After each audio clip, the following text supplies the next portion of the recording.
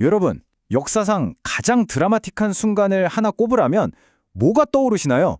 오늘 우리가 분석할 자료는 바로 그 엄청난 사건, 찬란했던 서로마 제국의 치명적인 멸망에 대한 이야기입니다. 단순히 한 제국이 무너진 게 아니라 이 멸망이 기독교교의 모습을 그야말로 뿌리채 바꿔놓았거든요. 특히 이 거대한 위기를 개혁주의 총교도 관점에서는 어떻게 해석하고 있는지 제공된 자료를 바탕으로 한번 깊이 파헤쳐 보겠습니다. 자, 본격적으로 들어가 볼까요? 한번 상상해 보세요. 수백 년 동안, 아니, 영원할 것 같았던 절대적인 보호막이 하루아침에 허공으로 증발해 버린 겁니다. 제국의 든든한 보호 아래 쑥쑥 크고 있던 교회가 갑자기 그 제국 자체가 사라졌을 때 과연 어떻게 살아남을 수 있었을까요? 이건 그냥 교과서에 나오는 뻔한 역사 이야기가 아닙니다. 말 그대로 생존이 걸린 피말리는 사투였죠. 오늘 이 혼란의 해부도를 4개의 파트로 나눠서 논리적으로 짚어볼 텐데요. 첫째, 구조적 충격. 둘째, 신학적 충돌. 셋째, 문화적 충격. 그리고 마지막으로 기가 막힌 선미적 반전까지 쫙 살펴보겠습니다. 첫 번째 파트, 구조적 충격입니다. 로마라는 거대한 방패가 훅 사라져버린 그 아찔한 순간으로 가보죠. 이게 정말 기가 막히게 잘 보여주는데요. 왼쪽을 한번 보세요.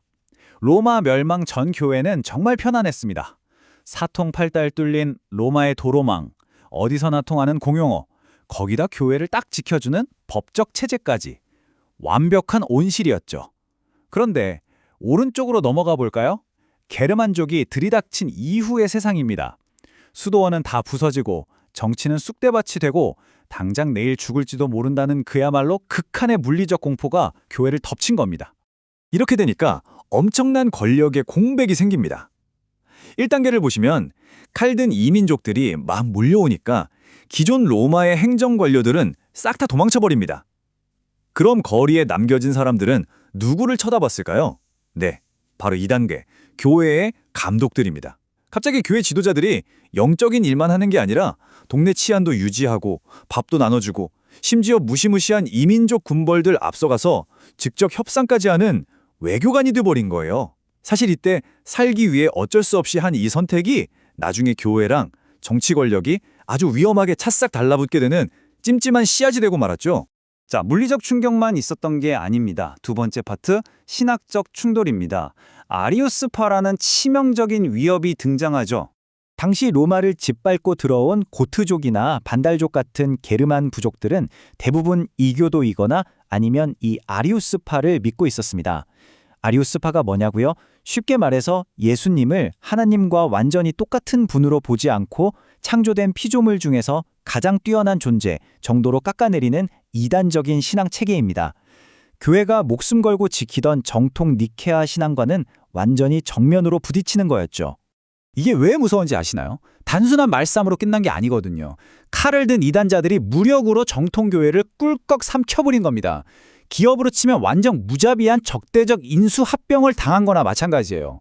정통 니키아 신앙을 지키려는 사람들과 칼자루를 쥔 게르만 통치자들 사이에는 엄청난 충돌이 일어났고 당연히 정통파 성도들에 대한 잔혹한 박해가 터져나왔습니다. 내가 믿는 신앙을 지키는 게 곧 죽음을 의미하는 진짜 살벌한 위기였던 겁니다. 자, 이제 다음으로 넘어가서 이게 어떻게 더 커지는지 볼까요? 세 번째 파트, 문화적 충격입니다. 고도의 로마 문명과 거친 야만 문화가 정면 충돌한 결과죠. 거대한 문명이 붕괴하니까 교회 내부에도 엄청난 문화적 데미지가 쌓이기 시작합니다. 사람들이 그를 못 읽게 되면서 문명률이 치솟았고 그러다 보니 깊이 있는 지성적인 신학이 거의 실종돼 버립니다. 분석 자료에 나오는 이 개혁주의 청교도 관점에서는 이 시기를 지성적 신앙이 심각하게 훼손된 뼈아픈 시기로 평가하고 있죠. 똑똑한 신학이 빠져나간 빈자리에는 그저 복이나 비는 단순한 신앙, 그리고 죽은 성인이나 유물에 집착하는 미신적인 요소들이 슬금슬금 밀려 들어온 겁니다. 엎친 데 덮친 격으로 교회의 영적 권위를 바닥까지 끌어내린 구조적인 함정이 하나 더 등장합니다. 바로 사육교회. 독일어로는 알겐키르게라고 부르는 시스템인데요. 쉽게 말해서 세속 영주들이 헌금하듯이 땅을 내놓고는 그 위에 세워진 교회를 자기들의 개인 소유물처럼 굴리는 봉건제적인 방식이었습니다. 이 메커니즘을 뜯어보면 정말 기가 막힙니다. 1단계에서 영주가 교회의 땅을 척 기부합니다. 겉보기엔 정말 훌륭하고 멋지죠? 근데 진짜 목적은 2단계에 있습니다. 땅을 줬다는 핑계로 그 영주가 자기 입맛에 맞는 사람을 교회 성직자로 꽂아버리는 인사권을 장악해버린 거예요. 교회가 가져야 할 최소한의 독립성은 완전히 박탈당하고 영적인 문제가 철저히 권력자들의 입김에 좌지우지되는 최악의 결과를 낳고 말았습니다. 하지만 여기서 이야기가 끝난다면 너무 우울하겠죠? 네 번째 파트, 섭리적 반전입니다. 그래서 여기서 가장 핵심적인 포인트는요. 개혁주의 청교도 관점에서는 이 거대한 붕괴를 단순한 배드엔딩으로 보지 않는다는 겁니다. 이 엉망진창인 혼란조차도 전부 하나님의 거대한 마스터 플랜, 즉 철저한 주권적 통치 아래에 있었다고 해석하는 거죠. 안락했던 로마라는 온실을 과감하게 깨부수신 이유는 그 안에만 고여있던 복음을 더 넓고 거친 세상으로 팍 밀어내기 위함이었다는 겁니다. 한마디로 위기를 가장한 거대한 선교 강제 진출 작전이었던 셈이죠. 그 결과가 어떻게 나타났을까요? 복음은 이제 다 부서진 로마라는 옛날 그릇을 버리고 힘이 넘치는 게르만 민족이라는 아주 새로운 그릇에 담기기 시작했습니다. 여기서 진짜 엄청난 지정학적 터닝포인트가 나오는데 바로 프랑크 왕국의 지배자 클로비스가 이단인 아리우스파를 버리고 정통 기독교로 개종한 사건입니다. 이게 왜 중요하냐? 이 개종 하나가 훗날 이교도들이 바글거리던 유럽 전체가 싹 다 기독교 세계로 뒤바뀌게 되는 완벽한 밑그림이 되었기 때문입니다. 로마가 불타고 사람들이 패닉에 빠져있던 바로 그 끔찍한 시기에 위대한 신학자 어거스틴은 절망한 사람들을 향해 하나님의 도성이라는 엄청난 책을 썼습니다. 거기서 그는 이렇게 외칩니다. 세상의 나라는 망해도 하나님의 나라는 결코 흔들리지 않는다. 정말 소름 돋지 않나요?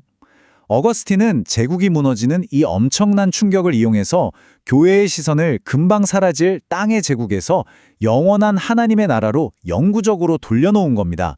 이게 바로 훗날 개혁주의 신학을 관통하는 가장 묵직한 뼈대가 되죠.